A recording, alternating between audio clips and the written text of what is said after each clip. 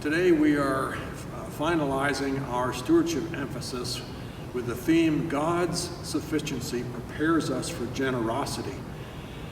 Actually, God's sufficiency enables our generosity and forms our generosity. And it's based on a couple of verses in Paul's letter to the 2nd Corinthians, where he's talking about a special offering that was being collected for the needs of those in Jerusalem. And I'd like to just share those verses. Now, he who provides seed for the sowing and bread for food will provide seed for you to sow. He will multiply it and swell the harvest of your benevolence. And you will always be rich enough to be generous. A couple of weeks ago, Peggy and I were in Pennsylvania. The colors were beautiful.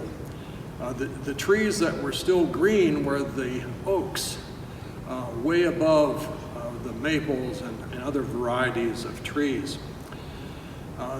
I was next door at Peggy's brother's home and looked at one of the trees that had been cut down and counted the years on the rings. It was between 98 and 102 years old. And the acorns from these trees were abundant. There was tens of thousands of them. Peggy's cousin had collected them in a number of buckets and bins. There was really enough to fill the whole back of a pickup truck easily.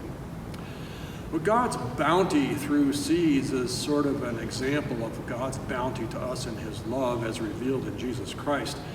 And we can trust because of God's sufficiency, we are enabled to be generous. So this year we'd like to close our stewardship emphasis and ask you that you make a contribution, a pledge to the church. You could either deliver it here to the joyous chest, where it shows God's hand reaching down to bless us with the bounty of life. Thank you for your contribution this year in whatever way it might be, your time, your talents, or your treasure. And may God bless you as you consider your gift, because God loves a cheerful giver.